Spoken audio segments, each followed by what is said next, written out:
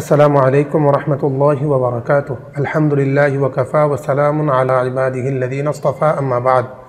সুপ্রিয় দর্শক শ্রোতা মণ্ডলী, মুসলিম ভাই বোন, আজকে আমরা আলোচনা করব মৃত ব্যক্তিকে দাফন করার পর কবরের উপর খেজুর গাছের ডাল কিংবা অন্য কোনো গাছের ডাল ফোঁতা কিংবা গেড়ে রাখা সম্পর্কে। আমাদের দেশে অধিকাংশ সমাজেই দেখা যায় মৃত ব্যক্তিকে দাফন করার পর কবরের উপরে খেজুর গাছের ডাল কিংবা অন্য কোনো গাছের ডাল, বিশেষ করে বড়ই গাছের ডাল ফোঁতা হয় কিংবা গেড়ে রাখা হয়।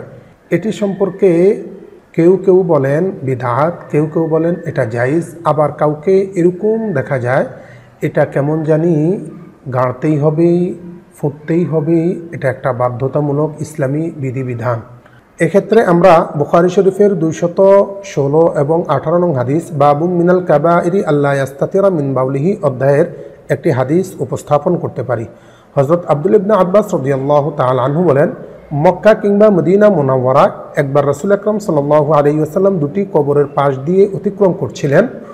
উভয় কবরে আযাব দেওয়া হচ্ছিল, সেটি তিনি শুনতে পাচ্ছিলেন। রাসূল আকরাম সাল্লাল্লাহু আলাইহি ওয়াসাল্লাম বললেন, একটিতে আযাব দেওয়া হচ্ছে চগলখড়ি করার কারণে, অপরটিতে আযাব দেওয়া হচ্ছে পেশাব থেকে পবিত্রতা অর্জন না করার কারণে। ثم دعا بجريدة فكسرها كسرتين فوضع على كل قبر منهما كسرة فقيل له يا رسول الله لما فعلت هذا؟ قال لعله أن يخفف عنهما ما لم تيبسا।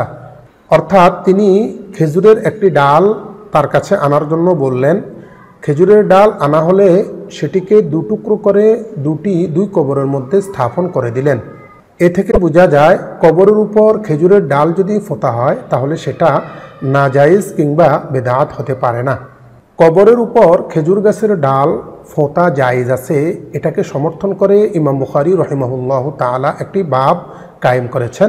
বুখারী শরীফের প্রথম খণ্ডের 181 নং পৃষ্ঠা, বাবুল জারিদি আলাল কবরি ওয়া আওসা বুরাইদাতুল আসলামিয়্যু আন ইউজআলা ফি কবরিহি জারিদান। এই অধ্যায়ের মধ্যে তিনি বলেছেন, হযরত বুরাইদা আল আসলামী রাদিয়াল্লাহু তাআলা আনহু তিনিও ইন্তেকালের পূর্বে তার কবরের মধ্যে দুটি খেজুরের ডাল স্থাপন করার জন্য ওসিয়ত করে গেছেন।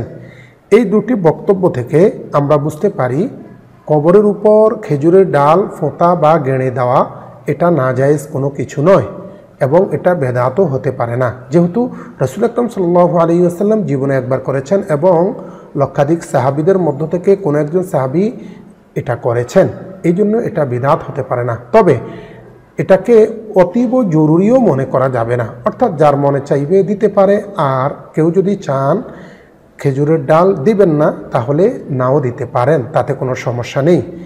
এক্ষেত্রে এটা নিয়ে বাড়াবাড়ি করাটা অবশ্যই অন্যায় এবং গুনাহের কাজ, বই কিছু নয়।